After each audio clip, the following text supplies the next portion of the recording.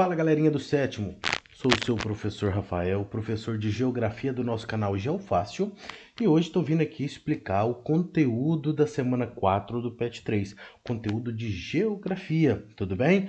Hoje, só relembrando, esse é o vídeo de explicação do texto do conteúdo da semana 4, página 86 do seu PET 3, tá bom? Então, já achou aí? Página 86, tá? Achou? Beleza, bora lá. Hoje nós vamos falar de espaço urbano. Muita gente pode pensar assim, professor, mas espaço urbano eu sei, eu conheço, né? Eu sei como é que é. Tem muita coisa que a gente acha que sabe e acaba não sabendo. Então vou estar aqui para poder explicar para vocês.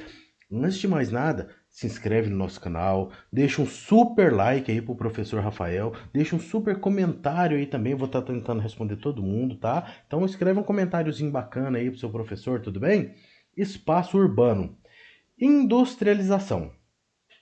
Até o século XIX, atenção, 19, tá vendo escrito aqui 19? Tem muita gente que não sabe quando que é o século XIX. Século XIX ele vai de 1801 a 1900, tá? Então de 1800 a 1801 a 1900.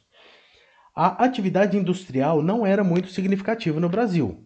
O café era o principal produto da economia nacional. De 1830 a 1929, a expansão da atividade cafeeira assumiu importância crescente no desenvolvimento industrial, especialmente nas cidades de São Paulo e no Rio de Janeiro, tá?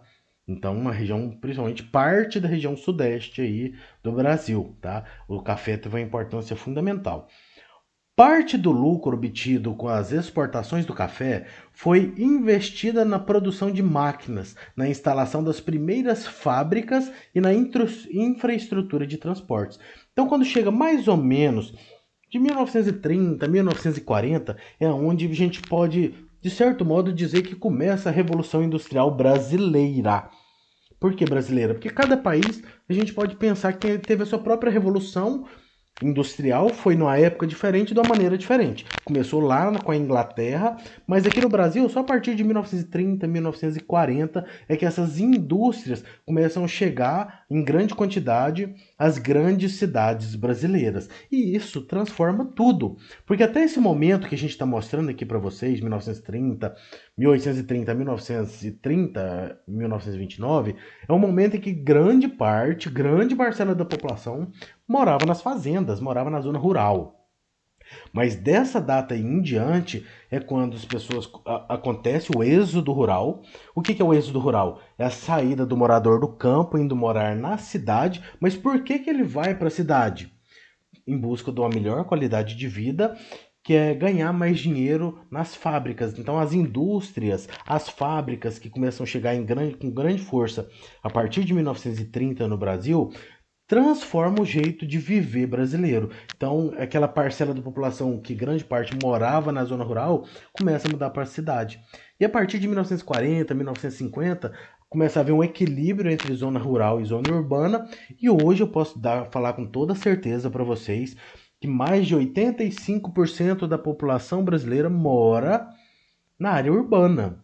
Então, numa questão aí de aproximadamente aí 50, 60 anos, né, uma população que era predominantemente rural passa a ser predominantemente urbana. Há uma grande transformação no meio de vida brasileiro, né? Então, só para você entender um pouquinho aí, tá?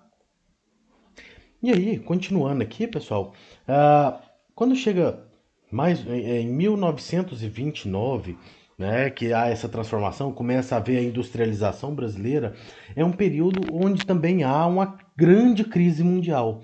Se você pesquisar na internet, você vai ver falar aí sobre a crise de 1929, que foi uma das crises mais famosas do capitalismo, onde muitas pessoas perderam muito dinheiro, enfim. Só para você entender. E aí começa a enfrentar essa crise, né, nesse período aí, mas quando chega um pouco mais para frente, olha, nesse parágrafo aqui, ó, além dos lucros obtidos com o café, as duas guerras mundiais ocorridas no século XX, né, que foi de 1914 a 1918, que foi a Primeira Guerra Mundial e a Segunda Guerra Mundial de 1939 a 1945, impulsionaram a industrialização do Brasil. Ah? Aí você para pensar, poxa, mas a guerra impulsionou? Sim, porque é um momento em que se produzia um grande número de armamentos, é um período em que a guerra ela é muito ruim, né, para essa questão da morte, da violência, de tudo que acontece, é trágico, né? Mas neste período de guerra, há um grande investimento de todos os países no desenvolvimento de vários tipos de tecnologia, né?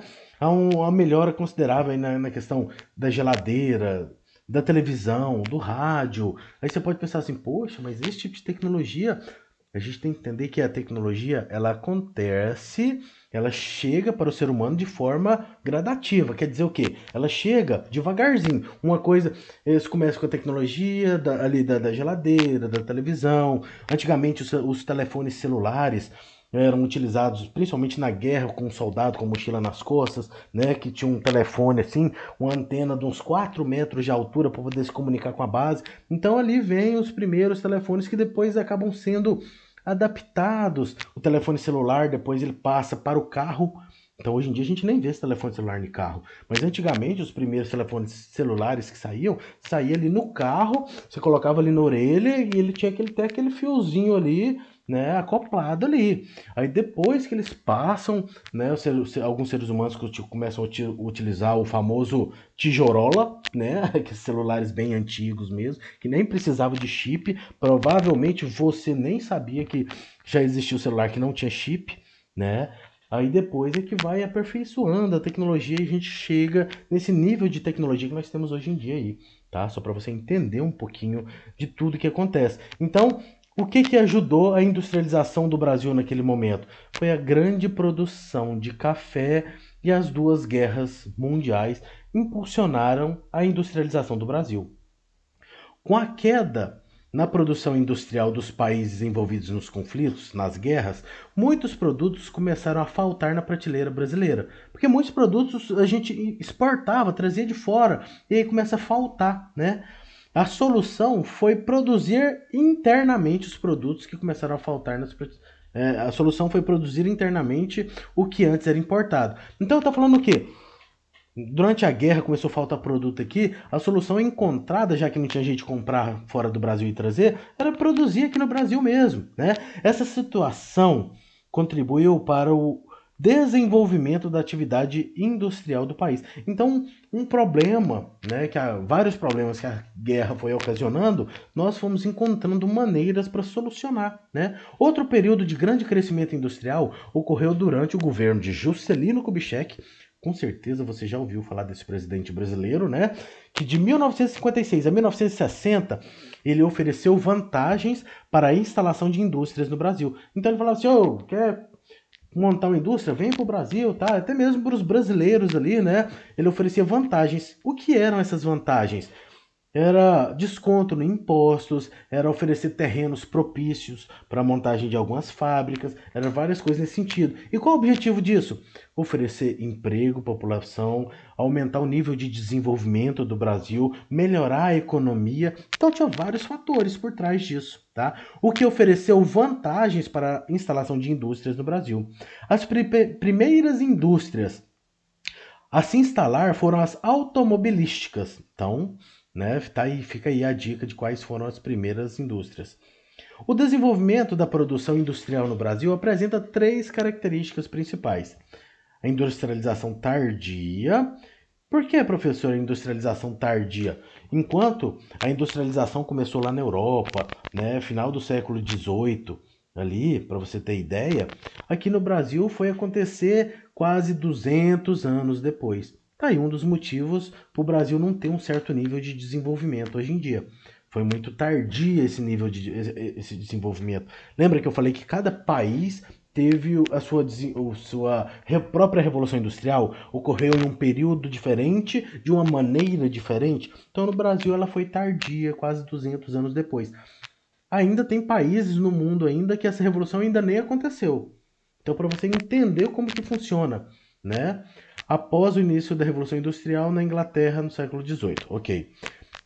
Substituição de importações. que é o segundo fator dessas características, dessas três principais que a gente falou, né? Substituição das importações. Produtos que eram importados começam a ser fabricados aqui no Brasil mesmo, pelo próprio mercado consumidor, tá? E vamos ver qual que é o terceiro. O terceiro, dependência de capital e de tecnologia estrangeiro. Então, uma grande característica do nosso desenvolvimento, a gente sempre dependeu muito de grandes países, por exemplo, como os Estados Unidos. Tá? A gente precisa muito tanto do dinheiro, que às vezes eles acabam emprestando para a gente poder fazer várias coisas, como da tecnologia. Por exemplo, para você entender melhor o que eu estou falando. No Brasil existem várias fábricas de celulares, né, de marcas diferentes. Né? Essas marcas poderiam ser, enfim, não vou citar nome de marca aqui, mas várias marcas diferentes. Só que se você for pensar bem, as nossas fábricas de celular, nossas indústrias de celular, ela não produz grande parte do nosso celular. A placa-mãe, o chip, o processador, essas câmeras de alta tecnologia, a gente não produz isso aqui no Brasil. Essas peças vêm de fora do Brasil, tecnologia normalmente dos Estados Unidos aí, a gente compra essas peças, e as nossas fábricas aqui no Brasil muitas vezes só montam esse celular. Então, na verdade, nem seria quase que uma fábrica de celular, seria uma montadora de celular, né? Só para você entender assim. Então, nós acabamos que ainda somos muito dependentes, tá? Só para você entender. Então, tá aqui os três fatores: industrialização tardia, substituição da importação. A gente começou, o que a gente importava, a gente começou a produzir aqui no Brasil. E por último, essa dependência do capital, dependência do dinheiro de outros países mais ricos e da tecnologia deles também, tá? Galera, se você entendeu, se você gostou dessa aula, se inscreve aí no nosso canal, dá essa super força pro professor Rafael, pro nosso canal Geo Fácil. Vamos ajudar a nossa comunidade a crescer. Indica esse vídeo para todos os seus colegas aí, pede eles para se inscreverem. Se esse vídeo te ajudou a entender um pouquinho sobre o nosso Brasil, se inscreve aí. Tamo junto. Valeu, galera.